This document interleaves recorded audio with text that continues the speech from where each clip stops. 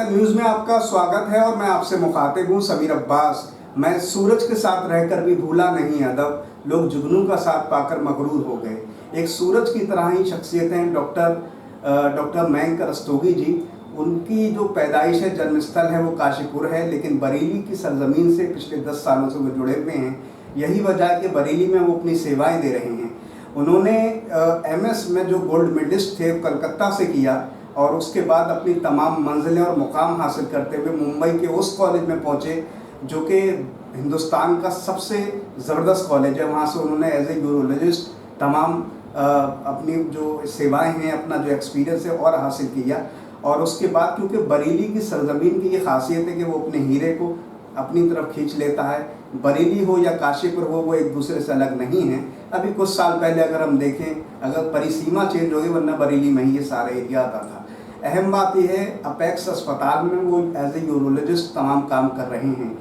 एक और अहम बात जो मैं बताता चलूँ, क्योंकि गुर्दे से संबंधित, गदूद से संबंधित तमाम चीज़ें हैं। एक साथ ही अगर मैं अपने शब्दों को और आगे बढ़ाऊं तो हिंदुस्तान में हर दूसरे शख्स में जो है कहीं ना कहीं स्टोन की समस्याएं आती हैं। उन तमाम चीज़ों का बेहद ख़ास तरीके से डॉक्टर रस्तोगी जी जो है काम कर रहे हैं। डॉक्टर मयंक रस्तोगी जी अपेक्स अस्पताल के वो MD भी हैं। बेहद ख़ास शख्सियत हैं और तमाम बुलंदी हासिल करने के बावजूद भी बेहद सादा मिजाज हैं। मैंने उर्दू में बोलूँ तो इंट्रोडक्शन, तारुफ, और इंग्लिश में बोलो तो इंट्रोडक्शन मैंने दिया है, क्योंकि आप बरेली की सरजमीन से जुड़े हुए हैं, गंगा जमनी तहजीब से, तो उर्दू बहुत बेहतर से समझते भी होंगे। अगर कुछ और इजाफा करना चाहें, आपकी शख्सियत के लिए मेरे लफ्ज़ कम हैं, इतना आपने हासिल किया है, कुछ इजाफा करना चाहें कर सकते हो उस कदम विषय पर। मैं बहुत ही साधारण परिवार से हूँ। उत्तराखंड में काशीपुर में मेरा जन्म हुआ था। उसके बाद मेरा MBBS मेरठ मेडिकल कॉलेज से मैंने किया है। उसके बाद मैंने ऑल इंडिया से एग्ज़ाम क्लियर करके MS मेरा कलकत्ता से है। वहाँ ऊपर वाले की दया से मैंने गोल्ड मेडलिस्ट हूँ। वहाँ पे 7 मेडिकल कॉलेज थे, वहाँ यूनिवर्सिटी टॉप किया। उसके बाद ऑल इंडिया में आगे पढ़ने की इच्छा थी, तो किडनी स्पेशलिस्ट बनना चाहता था। तो ऑल इंडिया का एक एग्ज़ाम होता है MCH का एग्ज़ाम मैंने क्लियर किया और मुंबई से, जो यहाँ इंडिया का सबसे बेहतरीन मेडिकल कॉलेज है यूरोलॉजी के लिए, वहाँ से मैंने अपनी MCH यूरोलॉजी की पढ़ाई पूरी करी। उसके बाद चूँकि अपने शहर के करीब आना चाहता था, तो काशीपुर के पास जो सबसे बढ़िया जगह लगी वो बरेली थी।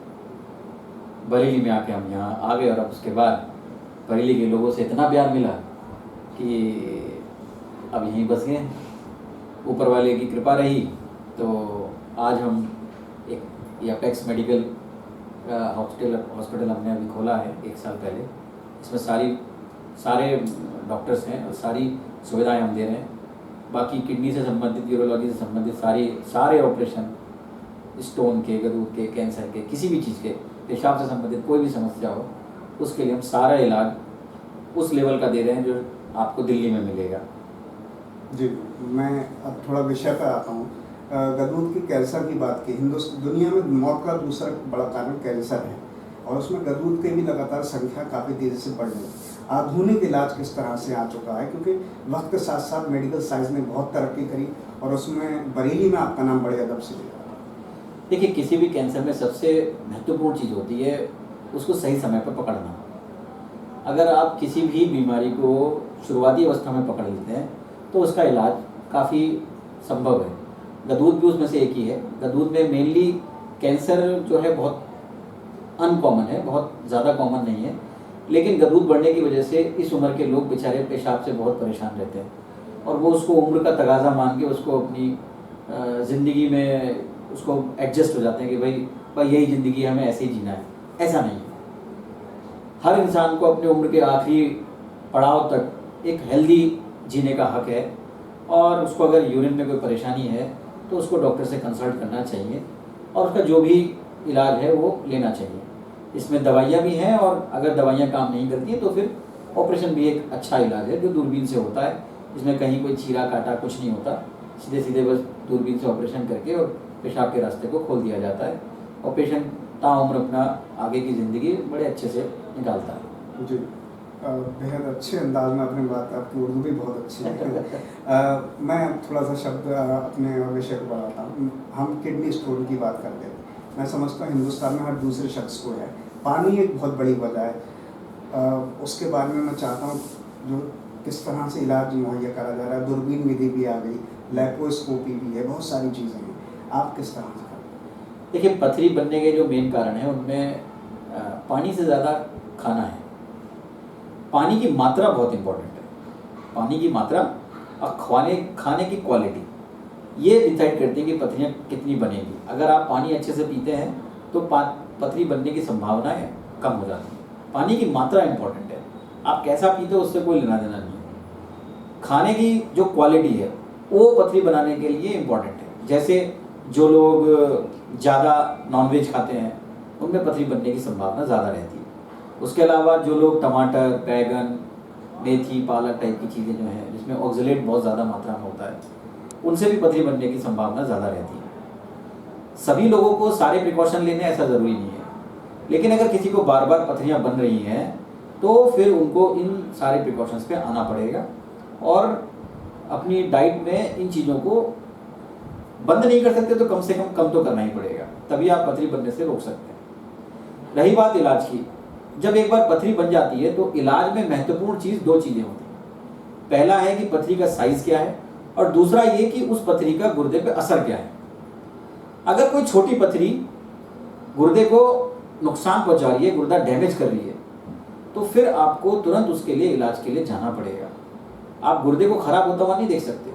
एक छोटी पथरी अगर मान लीजिए किसी इलाज से 2 महीने बाद 3 महीने बाद निकलती है, लेकिन उसमें गुर्दा खत्म हो जाता है, तो ऐसे इलाज का कोई मतलब नहीं है। तो पथरी के सिर्फ साइज पे ना जाएं, अल्ट्रासाउंड जरूर कराएं और अल्ट्रासाउंड में ये जरूर देखें कि गुर्दे पे उसका कोई बुरा असर तो नहीं आ रहा है। अगर बुरा असर नहीं आ रहा है तो आप जो मर्जी इलाज लें, जिससे भी इलाज लें, पानी, कोई भी होम्योपैथिक, आयुर्वेदिक, जो भी आपको इलाज ट्राई करना है वो आप करें इलाज, लेकिन बीच बीच में अल्ट्रासाउंड करके ये देखते रहें कि कहीं गुर्दा खराब तो नहीं हो रहा। अगर गुर्दा खराब होने की नौबत आ गई है तो उस पथरी को तुरंत निकालना पड़ता है, तुरंत निकालना पड़ता है। उसके लिए आजकल बहुत ही एडवांस टेक्नोलॉजी है जिसमें हम मतलब आज ऑपरेशन करते हैं, अगले दिन छुट्टी कर देते हैं। दूरबीन से ऑपरेशन होते हैं, कोई छीला काटा कहीं नहीं होता। पेशेंट तीसरे चौथे दिन से अपने सारे बिजनेस, स्कूल, मतलब जो भी आप काम करते हैं उसमें नॉर्मल एक्टिविटी में आप वापस आ जाते हैं। तो मेरा सिर्फ सब लोगों से एक ही गुजारिश है कि भाई आप अपने गुर्दे का ध्यान रखें। मतलब किसी ने अगर आपको बता दिया कि ये दवाई खाओ और इससे निकल जाएगी, तो उसको अनंत काल तक बस बिना अल्ट्रासाउंड करे देखे कि गुर्दे की क्या स्थिति हो रही है, उसको ना करें। एक मोटा मोटा समय आपको बता देता हूँ, लगभग 2 से 3 हफ्ते का समय होता है।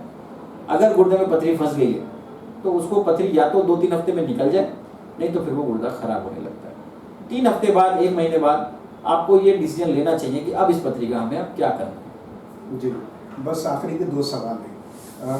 किडनी की बात की है और डायबिटीज़ से बहुत बड़ा जुड़ाव होता है। हिंदुस्तान में हर चौथा शख्स डायबिटीज़ से ग्रस्त है। जाहिर है कि किडनी पर उसका असर होता है। बिल्कुल। तो किस तरह से उसको फिर अब संभाला जाता है, क्योंकि किडनी के और डायबिटीज़ के मरीजों का बड़ा चोरी दामन का साथ है। क्या आप संदेश देना चाहते हैं? ये आपने बहुत अच्छा सवाल पूछा है, बहुत ही अच्छा सवाल पूछा है। किडनी के 3 ही दुश्मन हैं, पहला शुगर, दूसरा ब्लड प्रेशर और तीसरा पथरी। इनमें सबसे बड़ा जो दुश्मन है वो शुगर है। अगर कोई इंसान अपनी शुगर कंट्रोल करके रखे, ब्लड प्रेशर कंट्रोल करके रखे और उसके शरीर में कोई पथरी वगैरह नहीं है, तो आप मान के चलिए कि किडनी की कोई भी बीमारी होने की संभावना ना के बराबर रह जाती है, ना के बराबर। आप अगर जो भी किडनी के डॉक्टर्स हैं उनके अगर आप ओपीडी में पेशेंट की संख्या देखेंगे और उन पेशेंट्स को देखेंगे तो उसमें 90% से ज़्यादा पेशेंट जो हैं इन्हीं 3 बीमारियों के होते हैं। उसमें भी सबसे ज़्यादा 60% पेशेंट जो हैं वो डायबिटीज़ या शुगर के पेशेंट होते हैं। तो सबसे इम्पॉर्टेंट चीज़, जैसे आपने बिल्कुल सही सवाल उठाया, कि शुगर कंट्रोल करें। शुगर के डॉक्टर से, अपने जो नज़दीकी डॉक्टर हैं उनसे मिलें और शुगर का जो लेवल है वो अपने शरीर में सही रखें, व्यायाम करें, एक्सरसाइज करें। शुगर के लिए सिर्फ दवाइयों पर निर्भर ना रहें। उसके अलावा व्यायाम सबसे इम्पॉर्टेंट चीज़ है। अपनी जो परहेज़ है अपना खाने पीने का वो करें, तो आप शुगर को अच्छे से कंट्रोल कर सकते हैं। शुगर कंट्रोल करेंगे तो ऑब्वियसली किडनी भी आपकी सुरक्षित रहेगी। ब्लड प्रेशर भी इम्पोर्टेंट है और ब्लड प्रेशर को भी कंट्रोल रखें। जी, बस एक चलते चलते सवाल और कर देना, किडनी ट्रांसप्लांट की बात होती है, लोगों में बड़ी भ्रांति है, वो ट्रांसप्लांट से डरते हैं, लोग अपनी दान देना नहीं चाहता हूँ उनके लिए भी एक पैगाम और एक मैसेज दें ताकि हम हज़ारों ज़िंदगियों को बचा सकें। देखिए, ट्रांसप्लांट एक बेहतरीन इलाज है जिनका किडनी इतना डैमेज हो चुका है कि अब उनकी किडनी काम नहीं करेगी और वो डायलिसिस पे आ चुके हैं। लेकिन ये एक महंगा इलाज भी है, ये भी एक बस सच्चाई है। तो जो लोग अफोर्ड कर सकते हैं, ट्रांसप्लांट एक बहुत ही बेहतरीन ऑप्शन है, बहुत ही बेहतरीन ऑप्शन है। और चूंकि हमारे अभी हिंदुस्तान में कानूनन गुर्दा सिर्फ अपने रिश्तेदारों को ही दिया जा सकता है, तो मतलब गैर रिश्तेदार आदमी से आप गुर्दा नहीं ले सकते ट्रांसप्लांट में। तो वो कानूनी चीज़ें हैं, वो उसमें आपको जाना ही पड़ता है और रिश्तेदारी आपको प्रमाणित करनी पड़ती है। बाकी उससे क्वालिटी ऑफ लाइफ बहुत अच्छी रहती है। बिजी होती है। डॉक्टर मयंक रस्तोगी जो किसी भी तारुफ के मोहताज नहीं है, अपने इंटरटेनमेंट के लिए इतनी बिजी लाइफ में, क्योंकि वो भी ज़िंदगी का पार्ट है, कैसे कर पाते हैं, थोड़ा सा अगर बरेली की आवाम को आप अपनी जानकारी देना चाहें तो बेहतर है।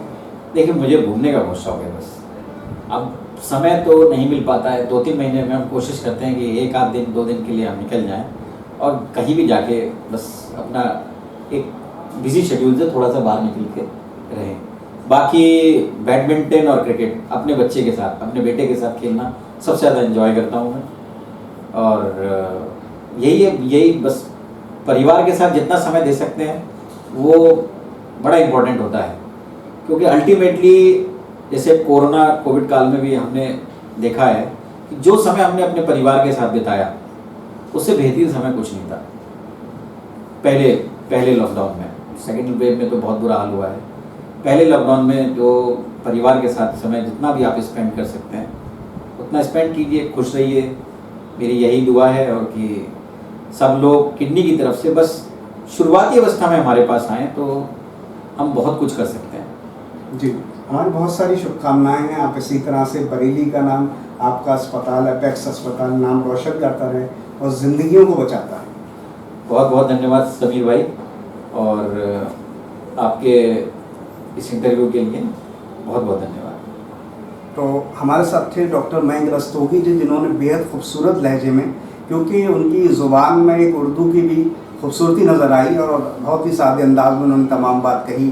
साथ ही किडनी को लेकर किस तरह से लोगों को जागरूक करना चाहिए उसके बारे में बताया। बहुत सारे और विषय हैं, भविष्य में हम और विषयों पर बात करते रहेंगे, लेकिन मैं अपनी बात को इस बात के साथ ख़त्म करना चाहता हूँ जो मैं समझता हूँ एक मैसेज भी होगा डॉक्टर साहब का कि तुम अपने पास रखो अपने सूरजों का हिसाब, मुझे तो आखिरी घर तक दिया जलाना है।